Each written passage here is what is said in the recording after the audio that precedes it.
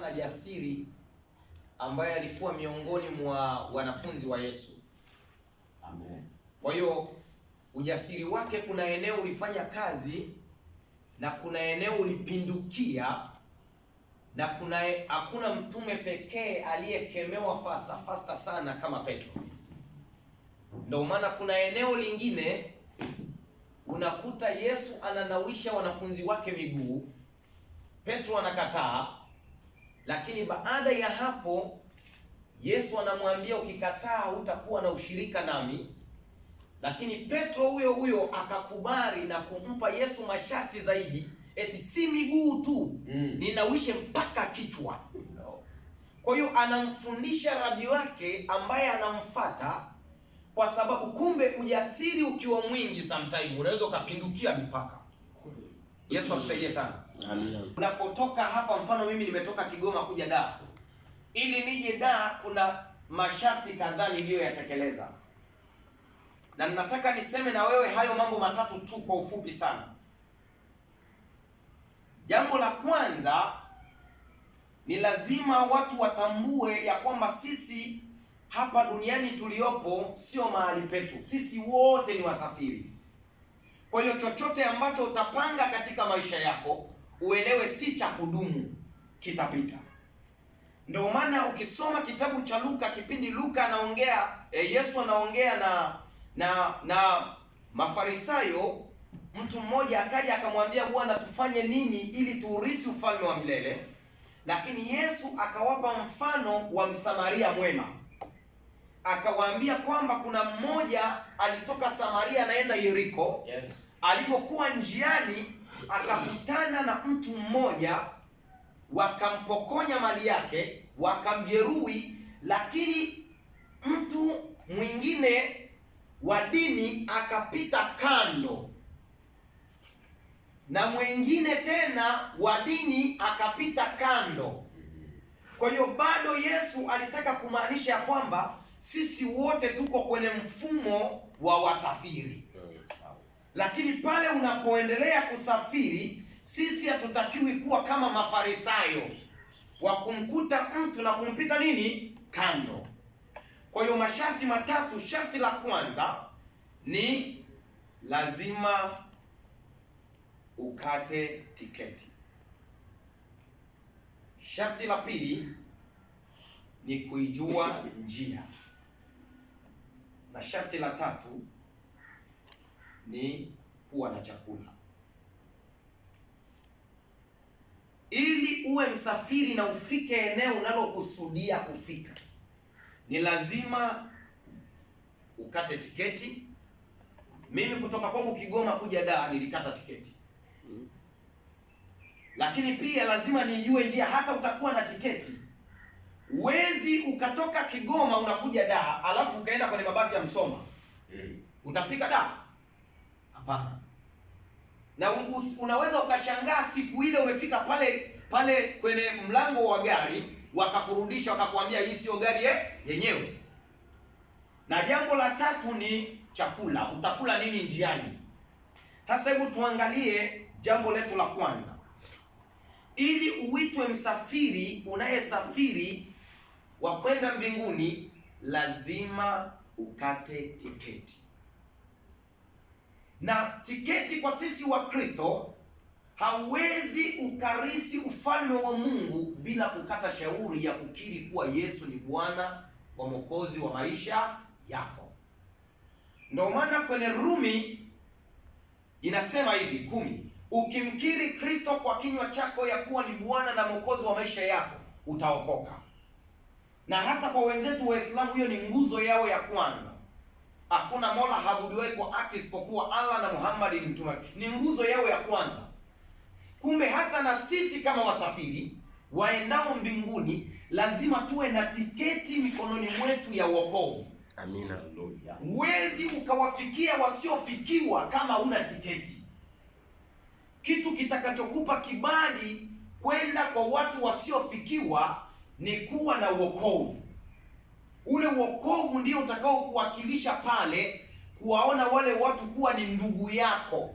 Ndio maana Petro hapa anasema, ndugu zangu, lazima mjue ya kuwa sisi ni wageni tena wapitaji ndani ya dunia hii. Kwa hiyo ukishajitambua wewe ni mgeni tena wewe ni mpitaji, hautamfanyia mwenzako kitu kibaya, hautamkejeli mwenzako, hautajiona wewe ni bora kuliko mwingine. Utaona sisi wote ni sawa. Na hiyo ndiyo kitu ambayo ilisumbua Mafarisayo kipindi kipofu mmoja Bartolomayo amesimama anaombaomba. Bartolomayo wakaja kumwambia, wale waliokuja kumwambia wakamwambia kwamba Yesu Mnazareti anapita. Bartolomayo akaanza kulia, Yesu ni rehemu, Yesu ni rehemu, Yesu ni rehemu. Lakini wale waliokuja kumwambia Yesu anapita wakaja tena kumwambia kaa kimya, kelele, hao. Lakini Bartolomayo huyo hakuvunjika moyo, sababu alijua hii ni njia, hii ni tiketi yangu sasa ya mimi kukutana na Yesu. Kwa hiyo akaendelea kupiga kelele, Yesu ni rehemu, Yesu ni rehemu. Lakini kitu cha ajabu sana ambacho ukisoma zile scripture utakuta Bartolomayo amekaa pale, na kawaida ya kipofu nguo alionayo ndiyo kitu chake cha kwanza kumiliki, kwa sababu pesa, matunda yote anahifadhi kwenye nini? Kwenye koti hiyo. Lakini kipindi Bartolomayo anaanza kumfuata Yesu, aliona koti ni nzito, koti haifai kuhusu kumfuata huyu. Akaichukua koti na kuitupa. Hakujali hepo, hakujali fedha, hakujali nini. Aliangalia umuhimu wa huyu mtu ninayemfuata. Njia hii njia niliyoipata si njia ya kawaida. Kwa nataka nikwambie, huyu Kristo unayemfuata hawezi akaambatanishwa na vinyago ulivyo navyo. Lazima kwanza utupe vinyago, umkamate huyu Yesu, kwa sababu hii njia ikipotea na wewe utapotea. Bwana Yesu akusaidie. Amina.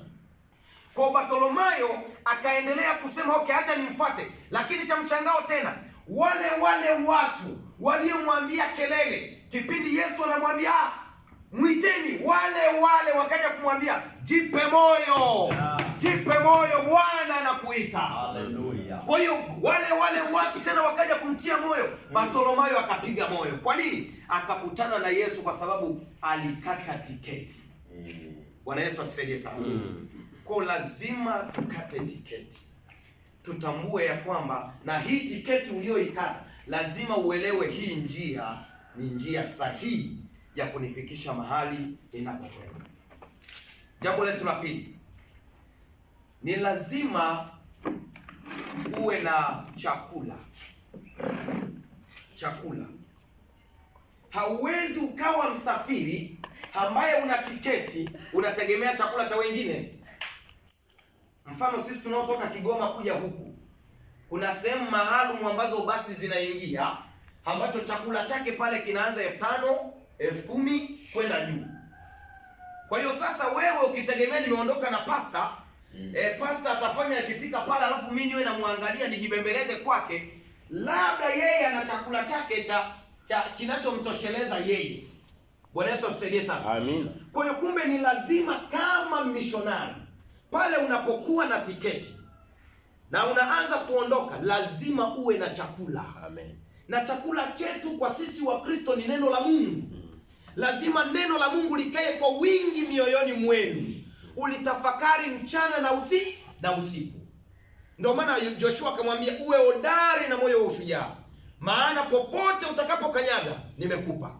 Lakini kwa sababu ya Joshua kuwa na neno la Mungu mioyoni mwake, ukisoma sura 24, wamewaita Wayahudi wakakaa sehemu, Wayahudi wakaanza kuabudu vinyago.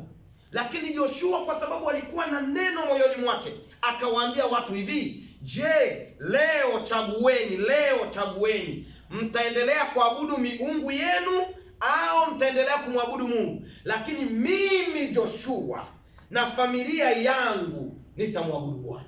Hallelujah. Mimi Joshua.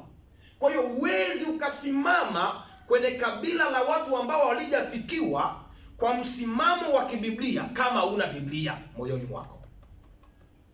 Huwezi ukasaidia watu kuwapa chakula kilicho kisafi kama wewe mwenyewe hicho chakula hauna, hakijashiba moyoni mwako.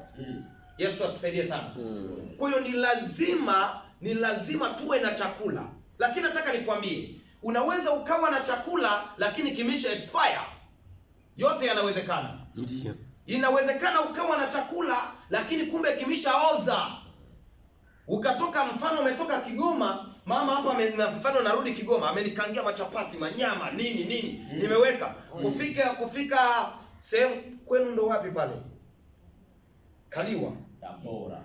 Okay, ya wilaya Kaliwa. Ndo huwa tunalala sana ukirudi Kigoma. Kwa hiyo unafika mfano pale, unafungua kile chakula, unakuta harufu. Swali, utakila? Utatupa.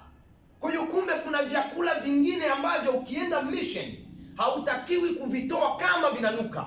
Unatakiwa kutoa chakula chenye ladha, chakula kisichokuwa na ukabila, chakula kisichokuwa na unajisi, chakula kinachoona hawa ni kama mimi. Amen. Na mimi ni kama wao.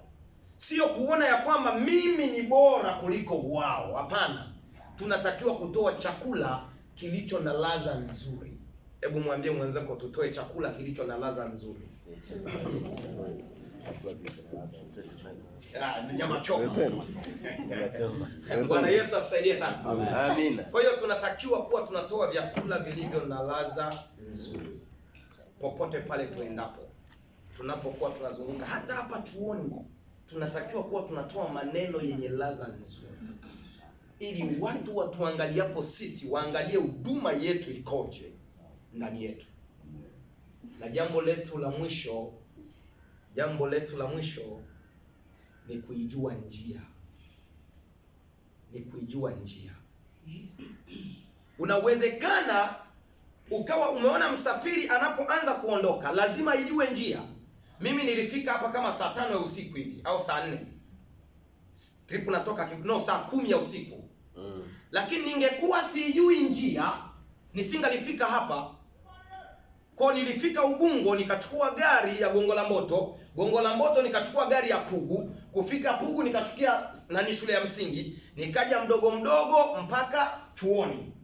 Kwa hiyo kilichonisaidia ni nini? Kuijua njia.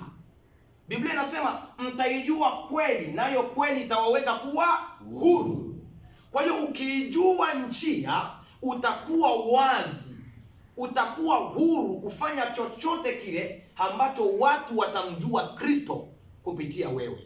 Bwana Yesu atusaidie sana. Amen. Kwa hiyo maneno haya yakae kwenu na kwangu katika safari ya kwenda mbinguni, ya kwamba tutambue sisi ni wasafiri tena wapitaji, ambayo msafiri tunatakiwa kuwa na chakula, kuijua njia na kukata tiketi, na Mungu wa mbinguni atubariki. Amen.